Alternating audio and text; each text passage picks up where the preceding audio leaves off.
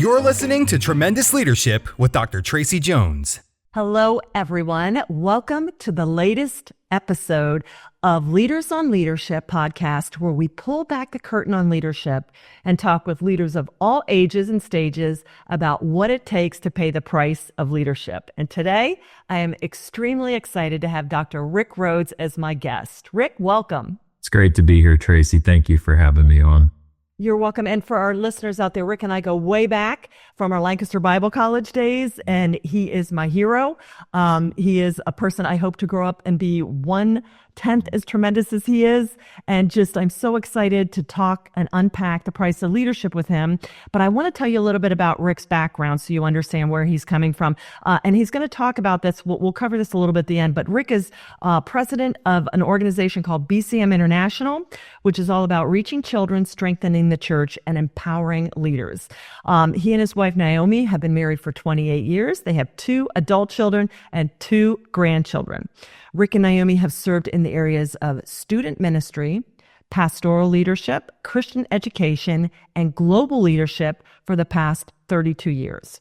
So during his tenure, Rick has served with Lebanon Valley Youth for Christ, LCBC Mannheim, Calvary Baptist Church, Lancaster Bible College and Capital Seminary and Graduate School, and as I said, now BCM International.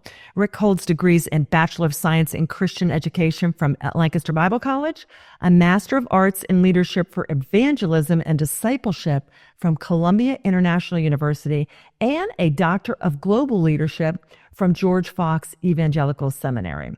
Rick has a wealth of international experience, and I hope we get to unpack some of that, Rick, in the development of global Christian education campuses on 4 continents, researching and equipping Christian leaders on 5 continents, and having worked to strengthen the church and global leaders in over 35 countries. So there you have it, Rick. We're going to unpack all these incredible experiences that you have had. Yeah.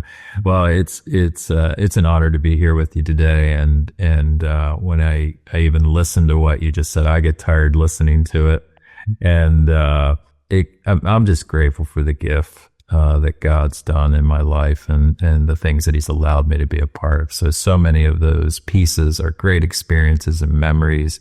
And I know God's refining in me in every one of those experiences, teaching me valuable lessons and chipping away at the ego and the old self and prayerfully making me more to look like Jesus every day. So honored to be a part of it and share whatever I've learned is yours and anybody else's who's listening to this podcast as well. I appreciate that, Rick. So let's get right into it. So the price of leadership.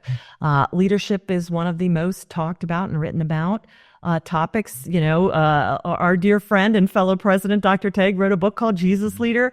There is no better leader. And let's unpack what it takes to be a leader. So the first thing that my father talked about, he did this speech called The Price of Leadership, probably 35, 40 years ago. And this is kind of the framework on the podcast that we do. And he talks about 4 things that you are going to have to be engaged in or exposed to or come through in order to truly be a true leader and not just a lino, a leader in name only. And the first of those is loneliness. And, we've heard it's lonely at the top or heavy as the head that wears the crown. But can you unpack what loneliness as a leader has looked through you throughout the different stages of your life, and maybe some words of advice for the listeners that may be experiencing that? Yeah.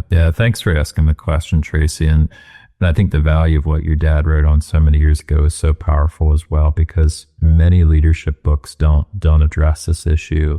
If they do address it, it's a quick chapter in a bigger leadership book. But this is one of the, I think, most significant pieces that anybody who's called into leadership, particularly higher levels of leadership, will experience on significant levels. And even as I thought about our time together today, there was a phrase that stood out to me that I wrote down. And the phrase is this: known by many, but actually known by very few. And that's something that's really captured my heart. The more leadership I've been a part of, and maybe the larger the organization or the larger the responsibility, you continue to grow this following throughout your years. And that can be a healthy thing, and that can be a really unhealthy thing. And it's all how you hold it.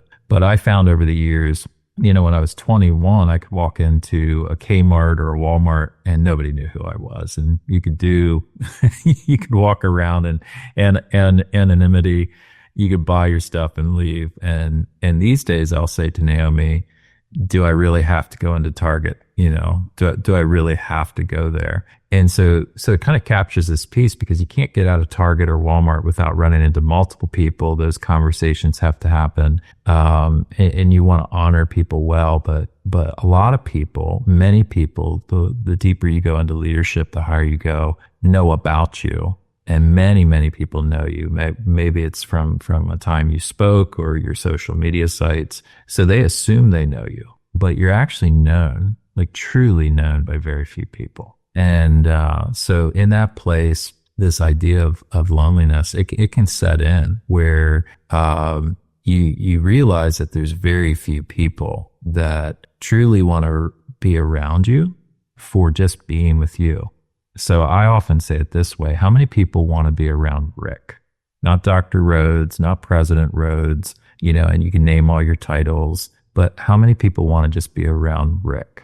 How many people know Rick? And for me, that's been a significant lesson that I've been learning throughout the years and continue to learn. How do you navigate that season of loneliness well? And so for me, there's been some really intentional pieces I've had to put in place to offset that, because I'm not going to know everybody well, however many thousands of people that is, or whatever that is. I'm not going to invest in all of those relationships at the same level, but I do need a couple people that know me deeply, are willing to just be beside me and enjoy time together, to be in relationship where you can trust and know you can say anything to them. And so over the years, I've added a couple key pieces. One is a spiritual director. So I'm very intentional about seeing a spiritual director. Typically, we'll see one every 2 to 3 months. I grab somebody who's not a part of my network, and somebody that, there's no dual relationship, to use a counseling term, where they're under my leadership or they're in our organization. This is somebody completely separate. And I often say to them, I don't want you to know anything about me. I just want you to be fully honest with me, so that I can hear what I need to hear. And so I have a spiritual director. I also am very consistent about keeping spiritual mentors in my life. These are usually individuals that are maybe somewhere 15 to 20 years in front of me down the road. And the way I select them is I often see leadership, or I see humility, or I see something in a person where I'm like, whatever it is they have, I know I don't have that yet. And I need that from individuals where I can just learn about what's going on in their life. I can see how they navigated maybe family issues, marital issues, or even work-related issues, and how they handled it in their spiritual formation in life, and just to learn and grow from them, and have somebody who's praying for you consistently. You can share on deep levels, and they got your back regardless. And then the other thing I do is just select friends, having a couple key friends that are go-to people. And I always say it's kind of, I have 3, and they're lifelong friends. And so I'm always investing in time with them. And we give each other freedom to, just go back and forth and be yourself. You're not holding a role. You're not having to watch your words, but you have the ability to have life on life relationships. And without some of those pieces in my life, the loneliness is real. Because you can't share everything that's going on in your life with everybody. I've seen leaders who do that and say, hey, I'm an authentic leader, but yet they're oversharing, and it creates an unhealthy dynamic in the organization. It can create unhealthy codependency. And even though I would say I'm an authentic leader, I share at the right amounts of authenticity. And I've had to learn that over the years of being authentic does mean that you share a part of yourself with people, but you can't share everything. And so there's this key loneliness that can set in. For me in my history, and I think this is probably a key piece when I think about like J. Robert Clinton's work in the past, The Making of a Leader, I can look back and see when I was diagnosed with bone cancer at 17, I was given a terminal diagnosis of 1 to 2 years. And I went from playing sports, going to homecoming, living kind of the high school dream or whatever it is. And all of a sudden I'm in the hospital. I had my right leg amputated as part of the treatment plan. I started chemotherapy immediately. And then I'd spent close to over a year in the hospital from diagnosis. And in those early stages at the age of 17, you go from being in the midst of all these people that know you, all these friends you're spending time with, to laying in a hospital bed with very few people coming to visit you. And so it was in those early years of transformation where I think God taught me a lot about loneliness and what it meant to be in that space by yourself, and to recognize how deep and how important those times are to be present with him. And so it's kind of this transformational piece. I offset it with these key relationships I need, like spiritual director, mentors, and friends. But I also realize that this space in this place is really important to recognize that Jesus went through this as well. And that all throughout the New Testament, we see him in engaging and withdrawing. He's always engaging in the mission of God. But immediately after that, or before something significant in the New Testament, he was always withdrawing to a lonely place, to a hillside, to the wilderness, to be present with God. And so that place has become to kind of add the last, but really the most important relationship. It's been a space where I've very intentionally said, in this place of loneliness or this place of being alone, I'm not alone. Mm-hmm. And to really see it as a time to be present with God and to notice him on new and deeper levels and be invited into that space. Yeah. And I think that's where that when you go off, as Moses did for 40 days, as Jesus did, as we see examples all the time, that's where a lot of leaders will go into prayer and fasting for a certain amount of time to just separate yourself. So there is a good aloneness or loneliness to be present. Rick, I really like your differentiator between a mentor, which is a word we use a lot, which is kind of a supporter, but your spiritual director is more like a steward, where they're going to tell you what you need to hear. Can you tell me how you hone in? What are your qualifiers for that, other than God bringing them into your life? But what's the difference between those two levels? Because I think this is something a lot of people could really benefit from, myself. Sure. Yeah, absolutely. Great question, Tracey. Yeah, so I would say a mentor is somebody, anybody you know, a friend, a person that you simply recognize and see that they have something to offer that you don't have. And so often these are untrained people. They come throughout your family networks, your friend networks, or even somebody that's recommended to you. A spiritual director is actually somebody who's gone through a training for spiritual direction.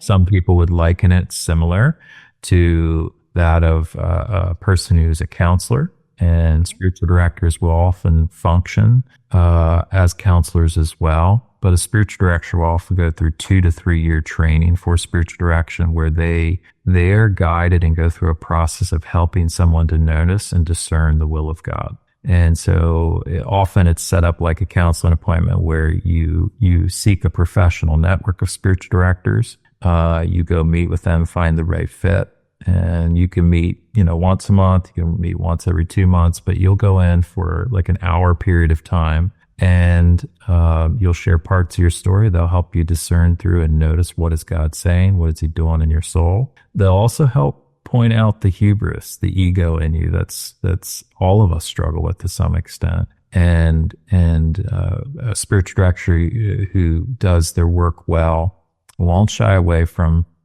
confronting you directly or asking you the really hard questions and helping you notice, was that God prompting you into that, or was that your own will trying to make something happen? Was that your own ego trying to deliver something significant? So I love it. And would you say a counselor that has a Christian background, would that suffice, or do these people go through a certain training for this? Yeah, there's a specific training for it. Okay. So it would be different than a Christian counselor. Got it. But they go through specific training for it. Thank you. In case our listeners were wondering that, because I'm like, well, this is very exciting, Rick. Thank you. I mean, I always learn so much from you, but thank you for sharing that. The next thing that we talk about is weariness, and that feeds what you talked about. I think sometimes one of my favorite books, and you know this, I was looking to see if it's around because it's usually never far, is The Master Plan of Evangelism. Must be downstairs. But anyways, Jesus had his three. No, because you have to have leadership theory, leader member exchange. You have your in group. And the more you try and be for more people than that, the more you actually work against yourself as a leader. And then we fall into weariness. And so, you get a lot of, well, I got to be there for the people. I got to be present. That's, we'll talk about this before we started recording about reproducing other leaders. And that means you have your core and then they start offshooting like little spider plants, growing tentacles. So talk to me about weariness, how you stay on top of the game. You're in a lot of different countries. You're seeing a lot of things that spiritually make you weary, let alone physically and all that other stuff. So how do you stay in top form? Finish that race strong. Yeah, absolutely. Yeah. For me, Tracey, it comes down to my disciplines. I had a mentor in seminary. I was late 20s, and the mentor said to me this. We were sitting down talking through something, and he said, "You're a really gifted person. You just have no discipline." I mean, he just really came at me, and he said, almost everything you've accomplished at this point, whether it's your accomplishments or even in ministry, he goes, a lot of that's been on God just supernaturally going before you, or you've really gotten by on giftings and talents. But he said, the place God wants to take you in life, that's gonna stall out real quick if you continue to do things the way you're doing now. And so I would say is key words from God through a mentor, and to listen to that and to hear that. I mean, those are the types of conversations you walk away from like, I think that was good for me. I don't think like, ow, but thank you. It's hurtful, but it's not harmful because it's pay me now or pay me later. Yeah. Yeah. And how amazing all these years later, you still remember that particular line. Yeah. Yeah. And he was challenging me on, he had asked me, how are you doing with reading? You really need to be, as a leader, you need to be reading and consistently. And I don't really fully remember what I said to him, but the gist of it was I wasn't. And he knew it. He knew it. And he's the one that turned me on to, he said, you need to discipline yourself to read one chapter a day in a book. And every 13 or 14 days, you're getting through another book. And he said, it's a discipline that you're being mentored by people that are out there that are alive, you're never going to meet, but you're also being mentored by those men and women who've gone before you, who are already in eternity, and they have valuable things to say, and they're becoming mentors of you by extension. So that piece really was significant. There's probably the season between 28 and I put in there like 33, 34, 5 or 6 years of ministry and leadership where I had multiple challenges from different directions from people to say, God's used you a lot and there's something significant he's doing in your life, but you're not going to go any further than your discipline. So I say that now at the age of 52 in the role I'm in, man, I live and die by my calendar. It's a spiritual formation tool. And my disciplines are so important because the amount of things that find me in any given day, some of these can be large scale crises from somewhere in the world. Some of these can be life or death decision events, because we serve and work in countries like Ukraine and Myanmar. We're in other countries I won't even mention on here.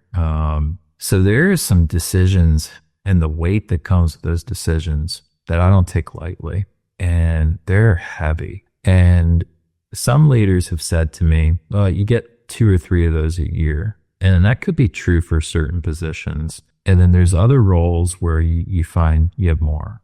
And so for me right now, I think a part of how I combat the weariness, there's a high level of discipline. It starts with getting good sleep. It starts with eating well. I get up early in the morning.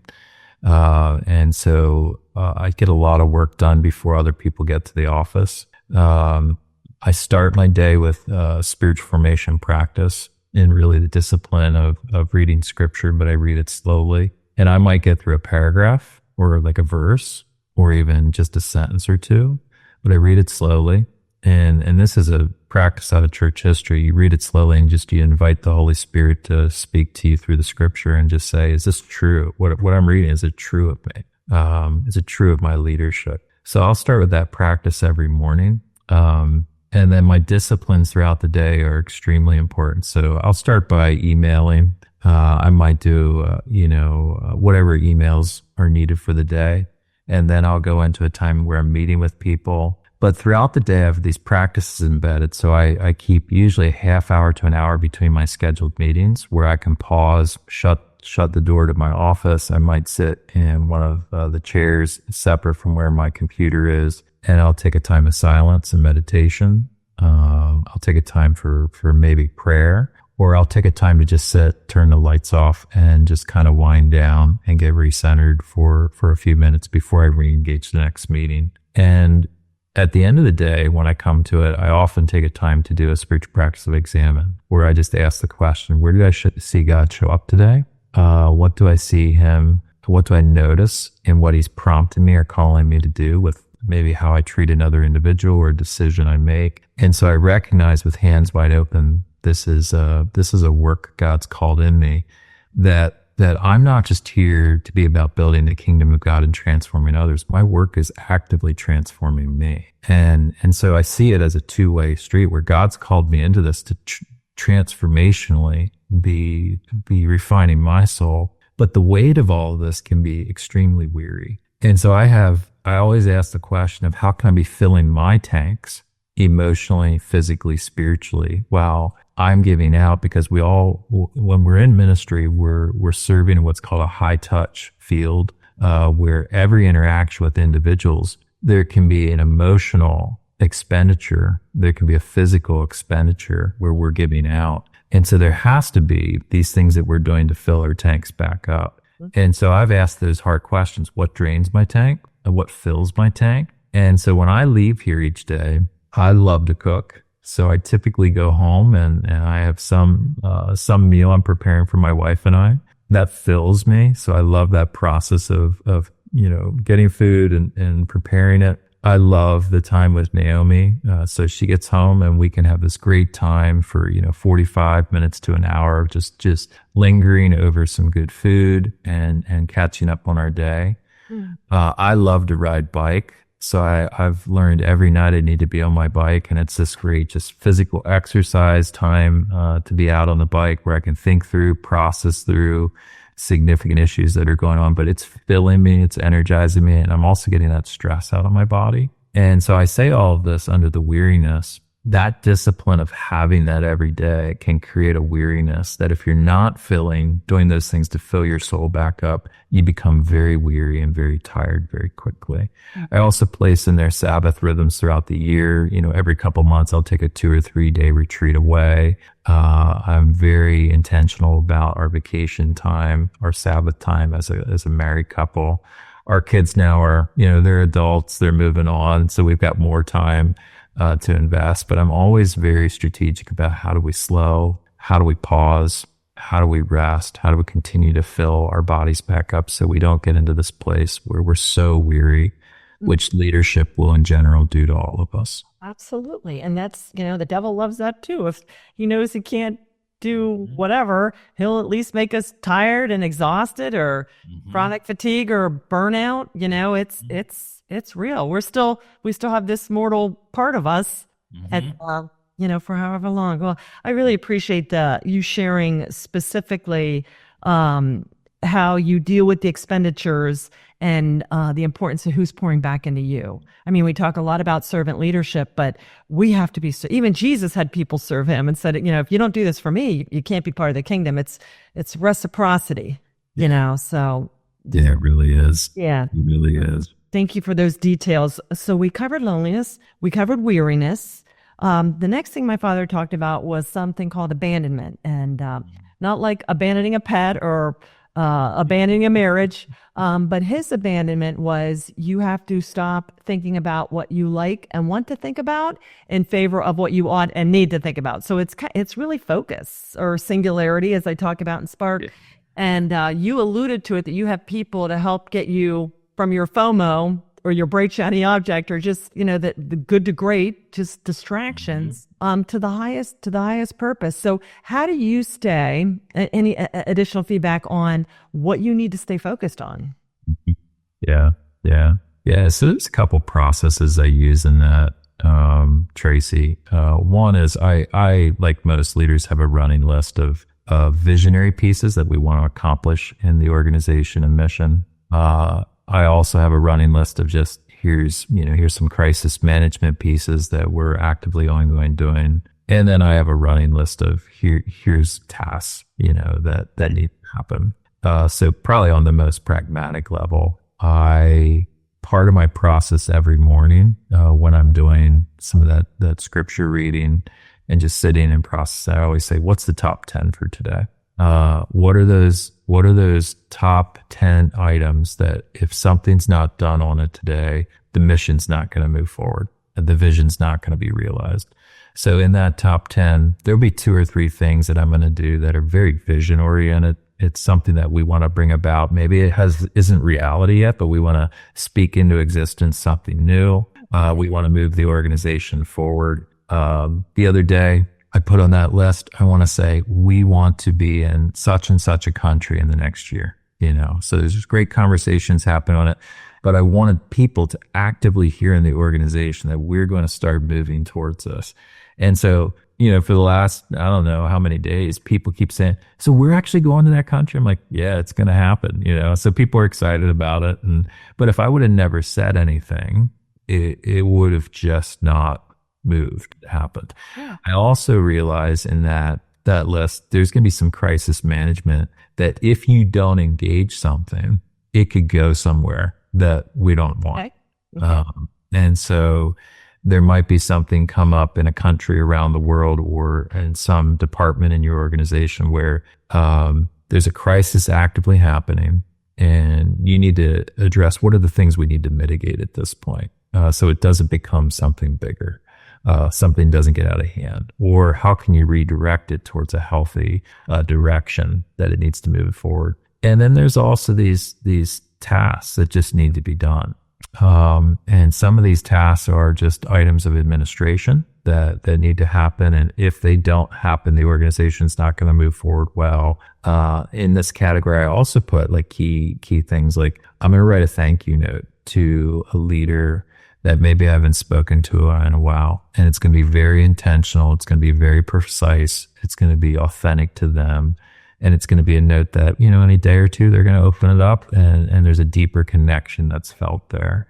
So I'm always thinking about what are those items that ultimately need to happen. But you're right. When you hone in or say, these are the tasks I'm going to do, there's other things you have to abandon or say they're not going to be done today. And I think any and all leaders who've been in any leadership role, you realize the issue is everything ever going to get done? It's not. We can answer that right now. It's just not. And you got to be all right with that. But it's about giving the time you have in a formational way to the right things in the right space. And there's a people issue that comes out of this. When you abandon a task or you say this one's not going to make the top 10 today or whatever for your month, people can get hurt or people can get wounded. I try to be honest with people about that and get back to them and say, hey, I know this is really important to you. We're not going to be able to get to it for a month or two. I know that's probably what you don't want to hear, but that's the reality where we're at in the organization, and I hope you can understand. Relationship loss happens through some of those. And sometimes people who used to be good friends or, that can cool off. It can go through seasons. So there is loss with all of this that has to be realized that a leader takes on. When you choose to do one thing, you're actively saying no to 2 or 3 other things. Yeah. Because the reality is we're not God. We don't have infinite capacity. So we have to always make the choice of what we're going to say yes to and what we're going to say no to. Yeah, absolutely. I love that you said that when I give you time, in what way that is. You said it's a formational way. or a relational way or a transactional way, but I thought that was really great because time is so important. And it is saying no to something is loss and death. It's done. And I think with leaders, transparency, but the more you do it, and it's let your yes be yes and let your no's be no's. You just look at somebody and say, I just can't get to that right now. It's just not going to be on my radar, or it's just not a good fit thematically or where we're going to go. And anybody whose heart is in it will say, I get it. Thank you for being truthful with me. If they snark back, you probably dodged a bullet because it's not something, they were looking for something from you. And so I just really appreciate that. And it is something because it's counterintuitive, because are we here to bless everybody? But, Jesus said no to a lot of people. I mean, when I read about, how many people did he heal out of all the people he passed? Did he heal all of them? No, very few. So it's just something to remember about what we do with people. You got to be, very focused. But so you said you have your running list. You've got the visionary piece, the task piece. What was the second one? Was that the crisis management, the fire piece? Mm-hmm. Yeah. Yeah. And I think that's going to differ for leaders watching this podcast today. It's going to differ for each one of you. Some of you deal with more crisis management than others. In my current role, that's a significant piece. So. Oh yeah. When I worked in, defense contracting or Fortune 100 company, it was fire central. It just always was. So I'm thankful I can focus more on the 1 and 3. But yeah, for leaders out there, if you're in this a lot, some of it, like you said, is just the nature of where you're serving right now. So yeah, thank you, Rick. Love the amount of detail you're giving us. I'm scribbling on almost done with my second sheet of paper. So glad it's recorded. Now the last one, of course, is vision. And, we hear a lot about vision, and I know as a young leader, I used to think I don't have this touched frontal lobe that can see in the future. But my father was always like, Tracey, it's just, you see what needs to be done, but it's doing it. And it's this discipline aspect, which you hit earlier. You can have all the vision in the world, but faith without works is dead. There's this in my heart, but in my hands. So how do you hone your vision even for BCM and what's coming next? Yeah. So I'm a big advocate of looking at heritage and understanding the organization that you come from or that you're in. So I'm coming up on 3 years in this role as president, and I really committed deeply for the first 2 years to just study the organization. Now, I'm going to continue to study the organization. It's so significant, global, and large that it's going to be to the day I'm not president that I'm still learning, which should be true for all of us. But yeah. I look at it this way. There wouldn't be an organization for me to even come serve at if the dear men and women that came before me didn't faithfully do what they did. And so I always say this, there's no one on the planet that's a self-made man or woman. There isn't. There's people that have invested in all of us throughout our lives. Like that comment I made earlier about a professor who was direct with me. If he hadn't said that, I'd be a different person today. And there's many people like that in all of our lives that shape us. So we're not self-made. And when I come into an organization or you come into an organization, they're handing this good work. And in this case, with BCM International, it's 88 years old. We're coming up on our 90th here in a year and a half. They're handing this deep level of almost 9 decades of work globally. And prayerfully, after 8 or 10 years or whatever I stay in this presidency, I'm going to be handing this off to the next person to steward well. And so I'm just stewarding this thing for just a period of time, and it's a much bigger season. And so I want to respect with dignity and humility the people who have come before me, because I couldn't do what I'm about to do in this season without them and need them. And then also to recognize I'm just a small breath in this bigger timeline of what God's doing. And so when we ask the question about vision, I think about it that way. To understand where you've come from helps inform where we're going and how do we refine that vision. How do we begin to look at what are the needs around the world that maybe shape our vision? Because a vision should always be something we're speaking into reality to actually be an answer for a question or problem that exists. So if there's no problem that we're trying to solve, I often ask, what are you doing with your vision? Like, are you just aimlessly showing up to work each day? Yeah, so I think there's these, stuff. Yeah. So I think there's these meta visions which are just overarching. And then there's more of these micro visions that happen along the way that help us get to the meta vision. But I'm a visionary developer. So I know how God shaped me.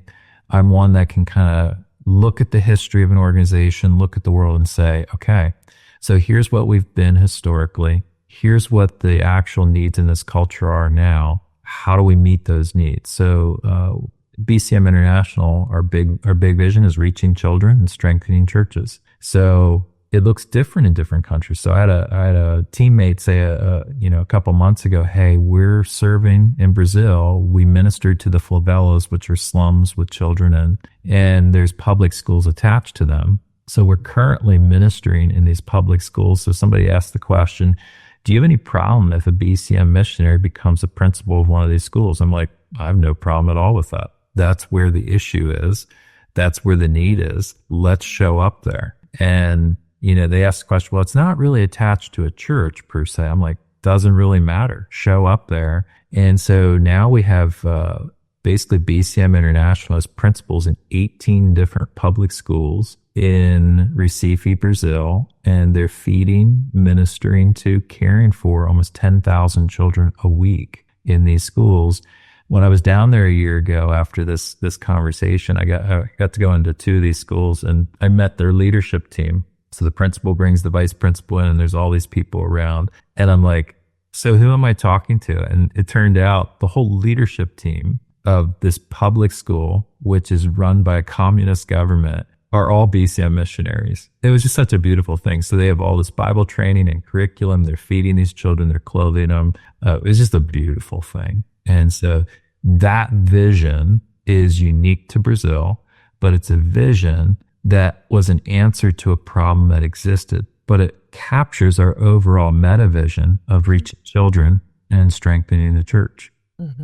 I love that you talked about the meta and the micro. There's this overarching, I, like you, am in a heritage business. So I'm true to the DNA, of course, the ultimate DNA, but then the micro visions that extend out underneath that. And I think that's great as leaders when you finally realize we don't have to be, we have to be discerning about what makes the cut, but we don't have to be so rigid about it. There are many different creative ways that we can be in the ministry of our marketplace that is always changing. And Tracey, isn't it true? Some of those visions come from us as leaders, but a lot of those visions come from your great teammates. Like if you and I, absolutely, or the marketplace. Yeah. We'll sit down and say, have you thought about like Spark's coming out next month for teens? Mm-hmm. Spark came out 5 years ago, and somebody said, hey, a couple of years ago, Arthur Wood said that to me. Hey, could we do this for teens? I got to get you copies because you have to, can we do this for teens? And I'm like, I never would have thought of that.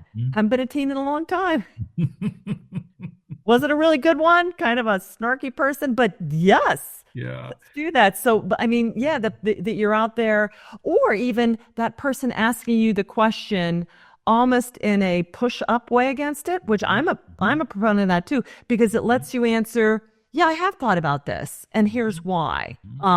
So sometimes even those questions will get you to affirm or get clear on your stance, which is a great way if you're just open and listening. Absolutely. Rick, anything else? We've covered loneliness, weariness, abandonment, vision. Is there anything else in your leadership journey or particular going on with BCM? I know you've told me so many stories about it. I'm glad you got to share at least one about what's going on there. But what is really on your heart? I mean, it is for such a time as this, it just seems like people more or less are really realizing if it's to be, it's up to me. And I'm very excited to see so many people at any stage of life are saying, it's time for me to step into a more active leadership role. Anything else you would like to share with our listeners? Yeah. God cares equally as much about being with you as whatever you do for him. Yeah. And I think we live in a Western culture that is very doing oriented, and I won't go into the history of that. Most of you understand that. Mm-hmm. But we do a whole lot more than being. Rest, Sabbath, being present with God is not easy for any of us. And I would just simply say that God cares as much or more about being with us and actively transforming our souls. Mm-hmm. And the work that he does in us is actually, the outflow of that will be actually healthy ministry as he transforms others. So I think I grew up in a time and space where, you were taught to be active and engage the world and go after things and probably didn't learn as much about what it actually looked like to be transformed by God, be present with God, and allow him to transform your soul first. And so if there was any one thing I would say about your leadership, self-leadership, allowing God to transform you, being present with him, and then your ministry being an overflow, your leadership being an overflow from that is so essential. Well, I just listened to, I listened to the Bible on our audiobook. You talk about reading at least a chapter. I don't listen to audiobooks, but the Bible, that's how it gets into me, at least nowadays. And looking at Moses from Exodus, Leviticus, Numbers, Deuteronomy, and even 1 Samuel, Moses was anointed, but what went on during all those years, those years where it's just up, down, up, down, up, down. Why, God? And he's knowing not going to hit the promised land. Okay, so that's great. But it's to show our walk with Christ.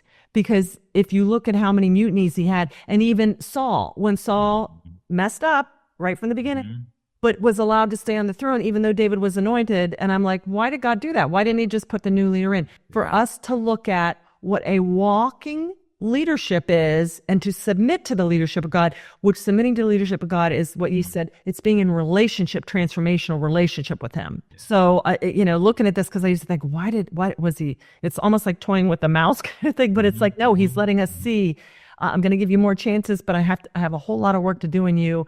And if the greatest prophet of all time and the first king of Israel went through it, as leaders, this is what our walk is going to look like. Pay a price for it. Absolutely.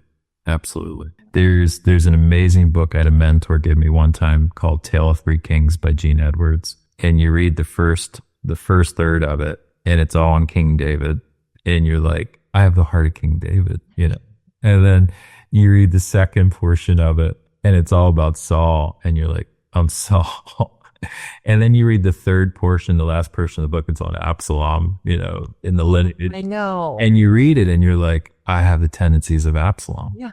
And you come to the end of the book and you realize you have the capacity to be any one of the three. Yes. Yes, sir. And in humility, it's one of those things where God transforms us and strips us.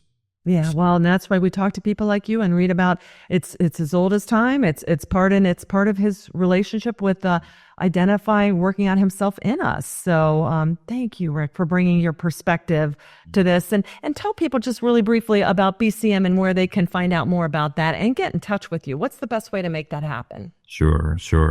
Yeah, BCM International is 88 and a half years old, started in Philadelphia, PA, where a missionary from the Philippines named Bessie Traber came back to the States from furlough, was playing with some children, and a child asked her, what do you do in the Philippines? And she told them, and the child said, why can't you do that here? So 88 years later, 62 countries later, 17,000 churches later, 42 camps later in 32 countries, orphanages, Bible colleges, seminaries, disaster relief, and so on. God's at work all over the world. And so just really honored and humbled to be a part of this. Check more out. Go to bcminternational.org. That's our primary website. And mission, vision, heritage, all of those pieces are on there. But that'd be the best way to get connected.